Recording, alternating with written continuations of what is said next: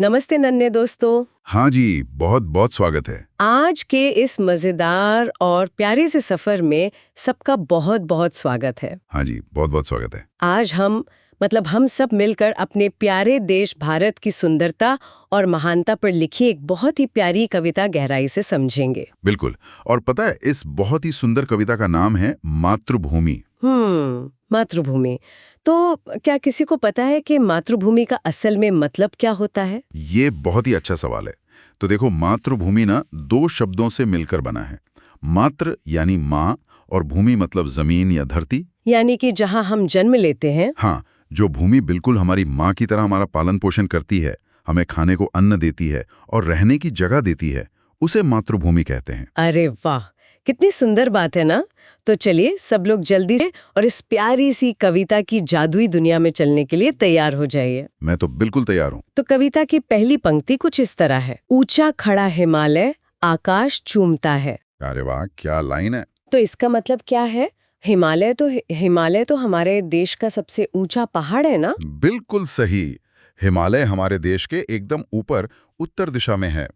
और जरा सोचो, ये इतना विशाल और ऊंचा है कि कवि को लगता है जैसे ये बादलों से बातें कर रहा हो। हाँ, जैसे बिल्कुल आकाश को ही छू रहा हो। सही कहा।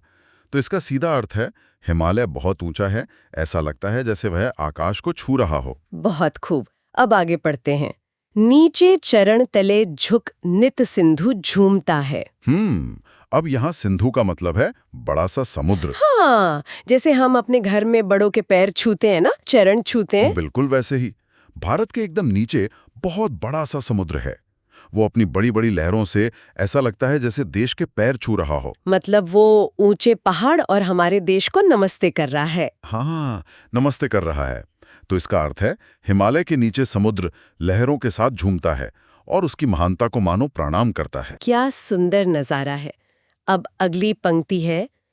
गंगा यमुना त्रिवेणी नदियां लहर रही हैं। हमारे देश में पानी की बड़ी बड़ी और बहुत ही पवित्र नदियां बहती हैं। गंगा और यमुना का नाम तो सबने सुना ही होगा। हाँ, बिल्कुल सुना है। पर ये त्रिवेणी क्या है?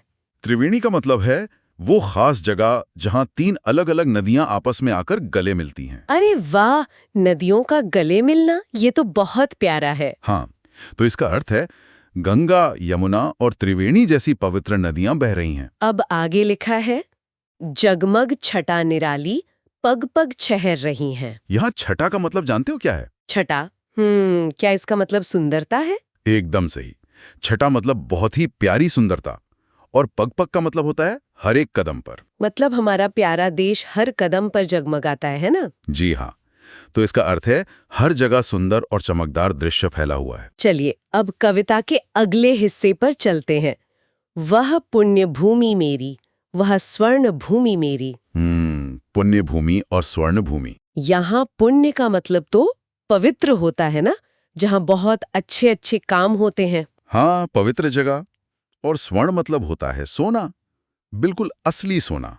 तो क्या यहाँ की मिट्टी सोने की बनी हुई है? एक तरह से हाई समझो, क्योंकि हमारी धरती इतनी अच्छी और उपजाऊ है कि इसमें बहुत सारे मीठे मीठे फल और मजेदार अनाज उगते हैं। अच्छा, तो ये तो सोने से भी ज्यादा कीमती हो गया। बिल्कुल, इसीलिए इसे स्वर्ण भूमि कहा गया है। तो इसका अर्थ है, यह मेरी पवित्र और सोने जैसी अनमोल भूमि है। और इसके बाद कवि कहते हैं, वह जन्मभूमि मेरी, वह मातृभूमि मेरी। ये तो बिल्कुल वही बात हो गई जो हमने एकदम शुरू में की थी। हाँ, कि यही धरती हमारी माँ की तरह है। सही कहा। इसका अर्थ है, यही मेरी जन्मभूमि और मेरी माँ समान देश है। अब कविता हमारी प्रकृति के संगीत की तरफ मुड़ती है। सुनिए, झरने अनेक झरते जिसकी पहाड़ियों में। जरा आंखें बंद करके सोचो, ऊंचे पहाड़ से जब पानी नीचे गिरता है तो कैसी आवाज आती है? छर छर छर छर। हाँ, एकदम किसी मीठे संगीत जैसी। बिल्कुल। तो इसका अर्थ है, इस देश की पहाड़ियों में बहुत सारे झरने बहते हैं। और अगली लाइन है, चिड़िया चहक रही हैं हो मस्त झाड़ियों में।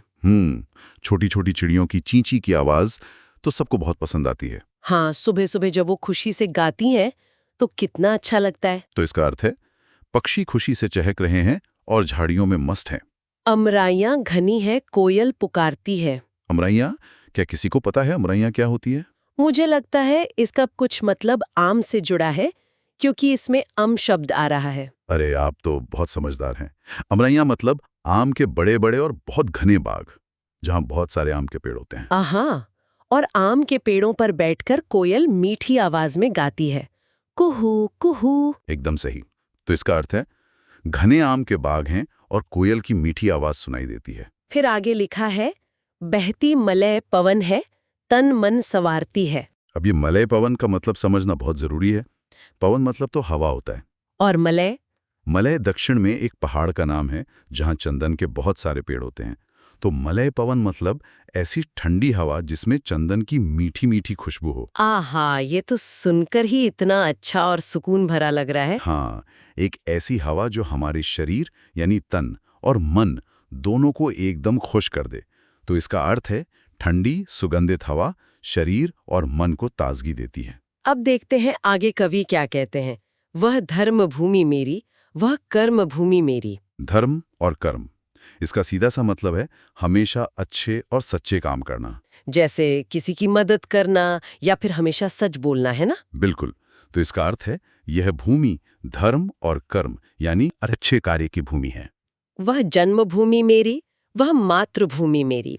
और इसका अर्थ है यह मेरी जन्मभूमि और माँ समान देश है।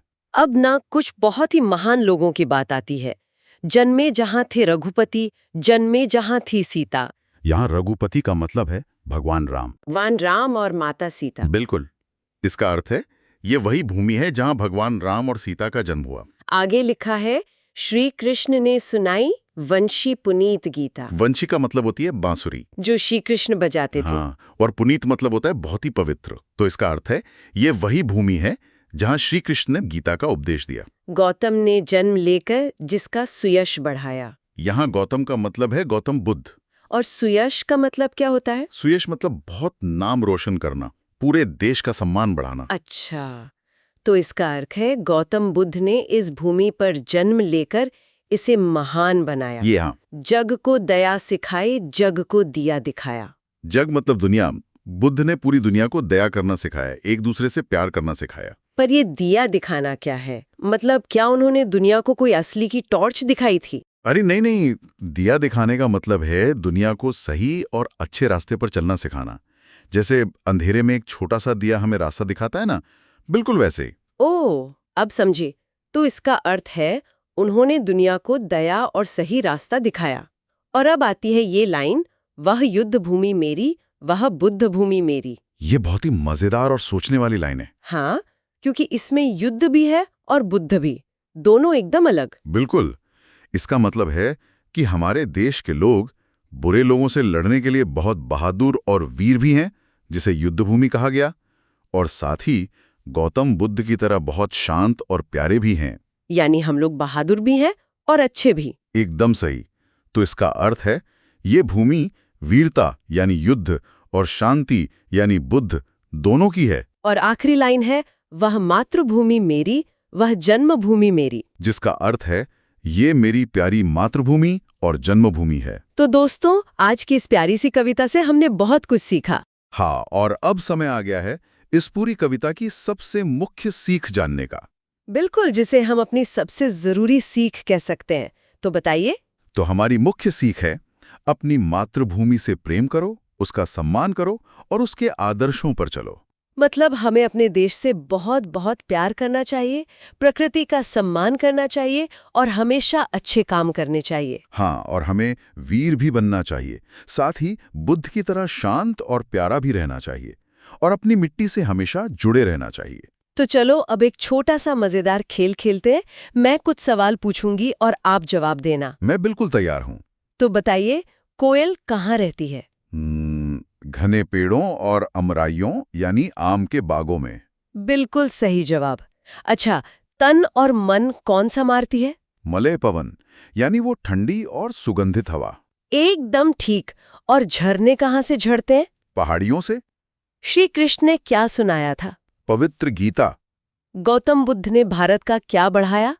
यश यानी सम्मान। कहाँ कहाँ छटा छहर रही है? प्रकृति के हर स्थान पर, मतलब पग पग पर। और आखिरी सवाल, किसका पानी लहर रहा है? नदियों का। अरे वाह, आपने तो सारे जवाब बिल्कुल सही दिए, पर ये तो बताइए कि इतनी प्यारी कविता आखिर लिखी किसने है? ये बहुत ही सुंदर कविता लिखी है सोहनलाल द्विवेदी जी ने। सोहनलाल द्विवेदी जी। हाँ, उनका जन्म लगभग 125 साल पहले साल 1906 में हुआ था। ओह, उस समय तो हमारे देश पर अंग्रेजों का राज था ना? बिल्कुल।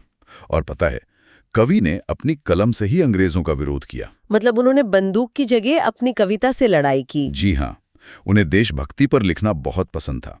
उनकी कुछ और भी मशहूर कविताएं हैं, जैसे बड़े चलो और कोशिश करने वालों की हार नहीं होती। अरे ये तो बहुत ही प्रेरणा देने वाली बात है। तो आज के इस ज्ञान और मस्ती से भरे सफर में हमने अपने देश के ऊंचे पहाड़ों, नदियों, गाती हुई चिड़ियों और महान लोगों के बारे में बहुत कुछ जाना। हाँ, और हमें हमेशा याद रखना चाहिए कि हमें अपने देश से बहुत प्यार करना चाहिए और यहाँ के पेड़ पौधों को हमेशा साफ सुथरा रखना चाहिए। बिल्कुल। अच्छा दोस्तों, जाने से पहले एक बहुत ही प्यारा सा सवाल है आप सबके लिए। वो क्या? आज हमने कविता में आम के बागों और ठंडी हवाओं के बारे में सुना ना? हाँ ना? आप जब कल सुबह उठकर अपने घर के बाहर देखेंगे तो पता लगाना कि आपके आसपास प्रकृति की सबसे सुंदर चीज कौन सी है। क्या वो कोई बड़ा सा छाया देने वाला पेड़ है, या फिर आसमान में उड़ती कोई छोटी सी प्यारी चिड़िया? ये जरूर सोचना। और इसी के साथ हम आज आपसे विदा लेते हैं। हमेशा खुश रहिए और ऐसे ही हंसते रहिए। Bye bye.